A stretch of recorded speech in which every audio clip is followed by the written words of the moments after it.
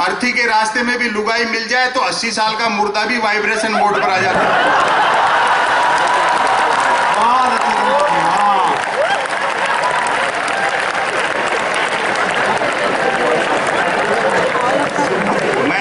और देखो कवि लोग कुछ बातें कह रहे थे तो लड़कियों का और जहां भी जिक्र आता तो आप लोग भी बड़ा हा हुल्लड़ करके और इस तरह से आनंद लेते।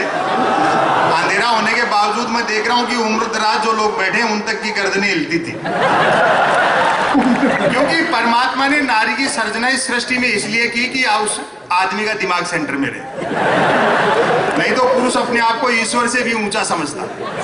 वो उर्वशी, मेनका, रंभा थोड़ी सी कमर हिलाती थी तो बड़े बड़े विश्वामित्रों के सिंहासन हिल जाते, और कितना भी बड़ा कामयोगी और ब्रह्मचारी औरत दिखते पसीने आ जाते। और बात अच्छी लगी तो मेरी चुनौती है इस बार तालियां रोक के बताना, कितना भी बड़ा कामयोगी और ब्रह्मचारी हो, औरत दिखते ही पसीने में नहा जाता है। वो मल्लिका शेरावत घंटे भर योग सीखने गई थी, बाबा की एक आंख आज तक पूरी नहीं खुल रही।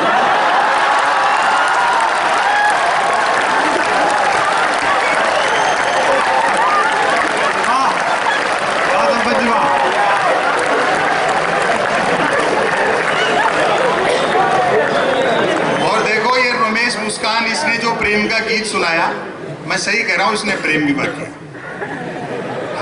और प्रेम का बुखार तब तक ही रहता है जब तक आदमी का ब्याह नहीं हो जाए। शादी की कुनेन खाते प्यार का मलेरिया उतर जाता है। जब प्रेम किया उस दौरान जिस लड़की के साथ जो कंकर झील में फेंके थे, शादी के बाद दाल में निकल रहे।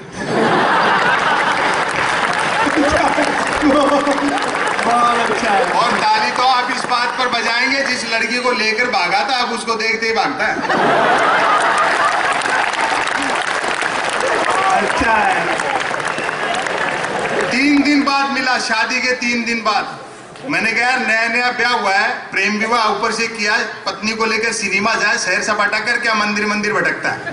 और जो 3 दिन में इसका टेम्परेचर डाउन हुआ, तालियां बजा देना, बाकी जिंदगी हौसले से निकल जाएगी, वरना वो तलाक का सारा दोष मेरे पे आएगा।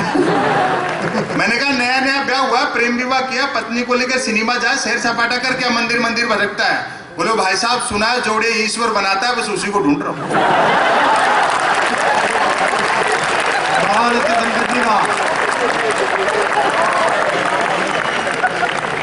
और देखो ये इश्क मोहब्बत, ये जो है सब, जिनका आधा अक्षर वैसे ही विकलांग है।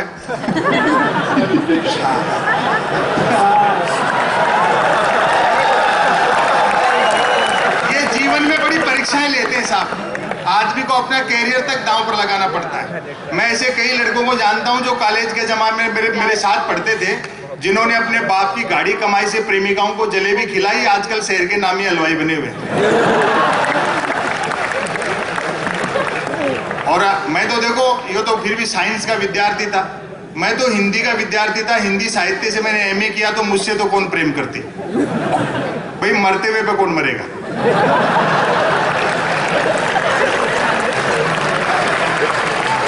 मेरी पीड़ा समझो आप। लेकिन मेरे साथ 2 चीजें ठीक थी, एक तो मैं साहित्य का विद्यार्थी था तो भाषा अच्छी थी, दूसरा मैंने ट्रकों से शेरो शायरी उतार रखी थी।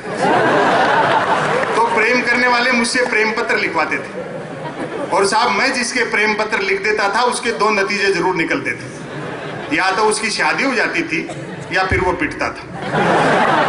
हालांकि बात एक ही है।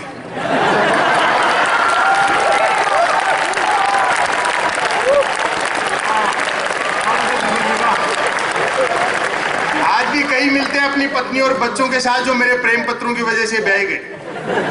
मुझे देखते ही दांत पीसते हैं कि नालायक जॉर्ज बुश से एक अच्छी खासी अमेरिकी फौज को इराक में उलझा दिया।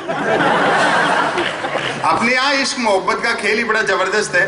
14 फरवरी को वैलेंटाइन डे आने वाला है अगले महीने, और देखो मैं निवेदन कर दूं, पिछली साल की दुर्घटना याद करो।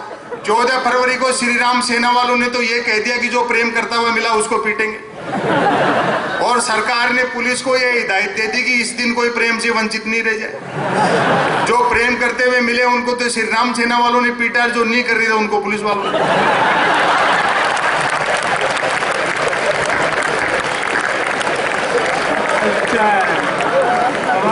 ये वैलेंटाइन डे वगैरह है क्या? मेरे ख्याल से वैलेंटाइन डे एक सोने का हिरण है जिसे बाजार के जंगल में उन कंपनियों ने छोड़ रखा है जो धनुष बाण का बिजनेस करती है। क्या बात है, वाह, बहुत अच्छा। दोस्तों, आप बेहद प्रतिभाशाली लोग हैं। सूर को पढ़ो, तुलसी को पढ़ो, कबीर को पढ़ो, मीरा को पढ़ो, टैगोर को पढ़ो, काजी नजरुल इस्लाम को पढ़ो, तो पता लगे प्रेम दर्शन का विषय, प्रदर्शन का विषय नहीं। बहुत अच्छे, वाह, धन्यवाद। ये जो नौजवान पीढ़ी है, ये मीडिया नेह का नाम बता करके देह के जाल में फांसता जाता है। एक समय बाद में लगता है कि यार हमने तो बहुत कुछ खो दिया, हासिल कुछ होना जाना नहीं। एक निवेदन कर दूं, समय बदल चुका है। इश्क, मोहब्बत, प्यार जैसी कोई चीज नहीं। जीवन की चुनौतियों को याद करो, उनसे जूझना सीखो। समय बदल चुका, समा का स्थान ट्यूबलाइट ने ले लिया। परवाना जलने की गरज से जाता है तो छिपकली खा जाती है।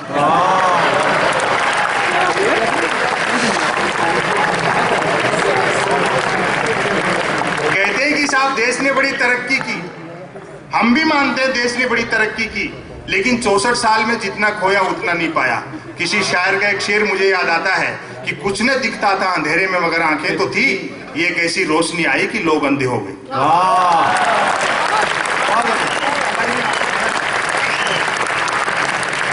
एक्सप्रेस हाईवे से 10 किलोमीटर नीचे उतरो, हिंदुस्तान आज भी वही है। ये जो 4 लेन एक्सप्रेस हाईवे जा रहा है, उससे लेकर के आप एक शिक्षण संस्थान तक की सड़क देख लो आप। 10 रुपए में पानी की बोतल मिलती है तो तरक्की नहीं है। प्रजातंत्र के गाल पर तमाचा है कि सरकार 64 साल में देश की जनता को शुद्ध पानी नहीं पिला पाई। बहुत अच्छे, आगे तो भाई। ऊपर से व्यवस्था का क्रूर मजाक और कि अरबों रुपए का आईपीएल उसी देश में खेला जाता है जिसमें करोड़ों बीपीएल बसते। बहुत अच्छे, ये जो जीवन की चुनौतियां हैं, इनकी तरफ आदमी का ध्यान जाना चाहिए। बाकी तो ये भ्रष्टाचार ये चीजें, ये तो कोई देश में मुद्दे ही नहीं रहे अब इसका तो जिक्र ही क्या करें। ये तो मीडिया वाले जब तक उठाते रहते हैं इस तरह के मसले। अब वो कॉमनवेल्थ गेम हुए अपने यहाँ, तो वो बोले साहब एक खेल गांव में सांप निकले हैं। अब ये भी कोई मुद्दे हैं इस तरह के, मीडिया वाले फैलाते रहते। यार जब सारी धरती शेष नाग पे टिकी हुई ऐसी में 2-4 ऊपर आ गए तो कौन सी आपदा आ गई।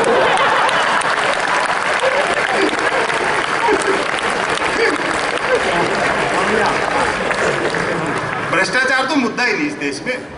वो मुझे ध्यान है, एक जूनियर सरकारी कर्मचारी ने झूठा फैमिली अलाउंस उठाने के लिए रिकॉर्ड में 3 बच्चे लिखवा दिए।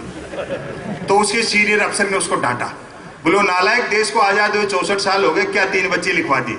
मौके का फायदा उठा, कम से कम 5 तो लिखवाता, 7 तो मैंने लिखवा रखे। तो जो जूनियर ने जवाब दिया उसका आनंद लेना और था लगाना कि देश में कितना भ्रष्टाचार है। बोले क्या 3 बच्चे लिखवा दिए, 5 तो लिखवाता, 7 तो मैंने लिखवा रखे हैं। तो जूनियर बोला अपने सीनियर से, साहब आपका क्या मुकाबला करेंगे, आप शादीशुदा भी तो हो।